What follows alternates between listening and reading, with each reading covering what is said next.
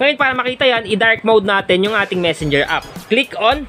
Automatic guys, naka-on na yung dark mode at kung mapapansin nyo, kitang-kita na guys yung background na sinetup natin kanina. So napakalapit guys kasi nga may forma na, may design na yung background ng Messenger natin. Habang nag-Facebook ka, meron kang background na nakikita. So kayo na bahala mamili ng background na ilalagay nyo. Pwedeng picture nyo, picture ng pamilya nyo, picture ng mga gamit sa bahay nyo, picture ng alaga nyo, or kahit anong picture guys sa paborito nyo, yun yung piliin nyo at ilagay nyo dito. At subukan nyo ilagay dito.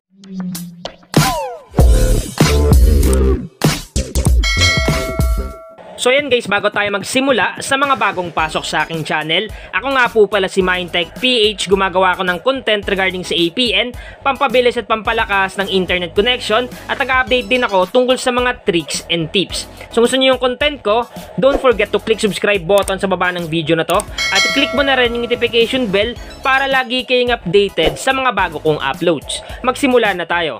Ngayon guys, may tuturo ako sa inyong napakalupit na tricks. So tricks to guys kung paano magpalit ng background sa Messenger at Facebook natin. Minsan kasi nakakasawa na yung background natin sa Messenger and Facebook, yung kulay white or kulay black.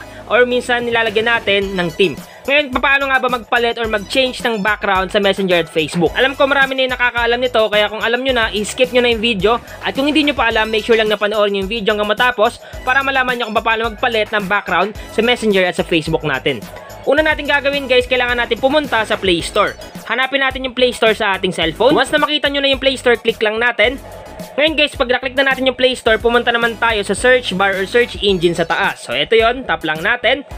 Then i-type natin dito yung Designer Tools. Yan guys yung i-search natin, uulitin ko, Designer Tools. Once na ma-type nyo na yan, search lang natin, tap lang natin itong mag-define lang sa baba, tap natin yan. Automatic pag tinap mo yung lalabas sa pinakaunang result. So eto siya, click lang natin. Eto guys yung hanapin natin sa Google Play Store. Designer Tools, yung creator nito guys ay Skeps Blend. Kung makikita nyo guys, mayroon na siyang 10 million plus downloads. So napakarami na yung nagda-download sa kanya. Meron na rin siyang 4.2 stars in ratings. So ibig sabihin lang, legit talaga yung application kasi marami nagre-rate sa kanya. At kung magbabasa naman kayo ng mga comments and reviews, halos puro positive comments yung mababasa nyo. Katibayan lamang yan guys na talagang satisfied yung mga nagda-download itong application. Ang una natin gagawin, kailangan natin i-download at install itong application na Designer Tools. Once na ma-download nyo at ma-install yung application, huwag muna kayo mag-skip sa video kasi tuturo ko sa inyo step by step kung paano i-set up itong Designer Tools. Ang una natin gagawin, kailangan muna natin magpalit ng black background sa ating phone. So para makapaglagay tayo ng black background, ang gagawin lang natin, pumunta lang tayo sa camera, tap lang natin tong camera, then magka-capture lang tayo dito. Ang gagawin natin, takpan lang natin yung camera ng phone natin. So takpan lang natin guys. Once na matakpan na natin, tap lang natin tong captured. Automatic meron tayong black picture na pwede nating ilagay dito sa phone natin. So ngayon guys, ito na yung pinicturean natin kanina at tinakpan natin na lens, naging black na siya. So ngayon yung gagawin natin, gawin nating wallpaper itong black background na pinicturean natin kanina. So, para maging wallpaper yan, click natin tong more, then set wallpaper. So iset nyo lang sa wallpaper guys.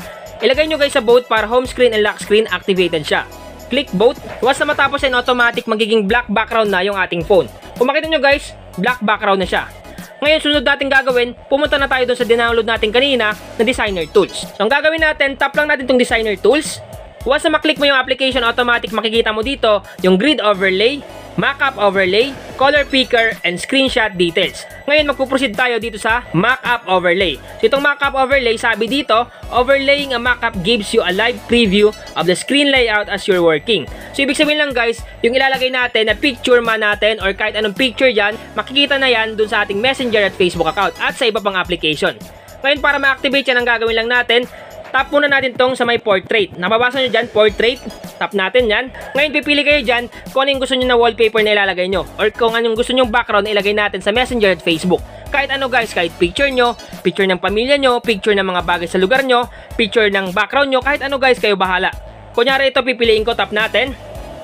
Once na matap mo yan, antayin mo lang guys na mag-reflect yung picture na pinili mo dun sa mockup overlay. So katulad niya, nag-reflect na siya.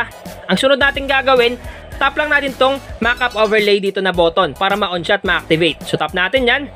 Ngayon dito tayo mapupunta sa display over other apps. Ang gagawin natin dito, hanapin natin yung Designer Tools. So ito yon, Designer Tools. Click lang natin. Once na maklik na natin yan, kailangan natin i-allow yung display over other apps. So para ma-allow yan, tap lang natin tong button. Automatic guys, activated na at na-allow na yung display over other apps sa designer tools. Ngayon, back lang natin siya.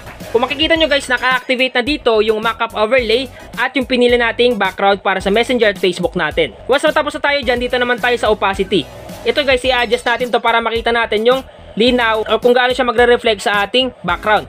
Kung makita nyo guys, pag sinagad mo sa 100% automatic, kitang-kita siya. So gagawin natin mga 50 lang or 60% lang. So ganun lang guys, 60%. Then, try natin iba. Ngayon guys, kung mapapansin nyo, nakikita na yung background na nilagay natin kanina at sinet up natin sa may designer tools. Ngayon guys, pumunta na tayo sa Messenger at iset up na natin din sa dark mode. So, hanapin natin yung Messenger, click Messenger. Kung mapapansin nyo guys, hindi siya masyado kita yung nilagay nating background na picture kanina. Ngayon, para makita yan, i-dark mode natin yung ating Messenger app. So, click natin itong profile pic. Then, pag click mo yan, may makikita ka ditong dark mode. So, ang gagawin natin, click lang natin itong dark mode. Then, i-on natin. Click on. Automatic guys, naka-on na yung dark mode at kung mapapansin nyo, kitang-kita na guys yung background na sinet-up natin kanina sa designer tools. So napakalapit guys kasi nga may forma na, may design na yung background ng Messenger natin. So napaka-astig nito lalong-lalo na pag nagta-type ka or nagme-message ka sa mga kaibigan mo at ka-chats mo, may makikita kang background at dapat lagay mo yung background na full screen sa cellphone para mas malupit tingnan. Ngayon guys, pumunta tayo sa Facebook Lite. Ito yung gagamitin natin ngayon. Click natin tong Facebook Lite. Pag click mo yun, automatic guys, andyan yung background, nakikita rin. Pero mas nangingibabaw yung kulay white. Kaya ang gagawin natin, i-dark mode natin tong Facebook Lite. So para ma-dark mode dyan, back lang natin. Click lang natin tong tatlong underline dito sa bandang kanan, sa taas. Click natin. Then may makikita kayo ditong dark mode guys. So hanapin natin. So ito yon, dark mode. I-on lang natin. At automatic guys, makikita na natin na maayos yung background na sinet-up natin sa designer tools at magre-reflect na siya dito sa ating Facebook Lite. So napakalupit guys kasi nga habang nag-Facebook ka, meron kang background na nakikita. So kayo na bahala mamili ng background na ilalagay nyo. Pwedeng picture nyo, picture ng pamilya nyo, picture ng mga gamit sa bahay nyo, picture ng alaga nyo, or kahit anong picture guys sa paborito nyo, yun yung piliin nyo at ilagay nyo dito. Kasi nga, habang nag-scroll tayo dito sa Facebook at sa Messenger, hindi tayo maboboring kasi nga, nakikita natin yung mga paborito nating background or picture na sinet-up natin dito sa designer tools. At pwede rin guys sa ibang application, pati na sa buong cellphone. Kung mapapansin nyo pag in-exit ko siya, pati sa background ng phone ko, kitang-kita yung nilagay nating background na sinet-up natin kanina sa designer tools. Ngayon naman, kung gusto nyo ibalik sa dati or i-deactivate yung designer tools, napakasimple lang. Ang gagawin nyo lang guys, pumunta lang kayo sa application na designer tools. Click lang natin.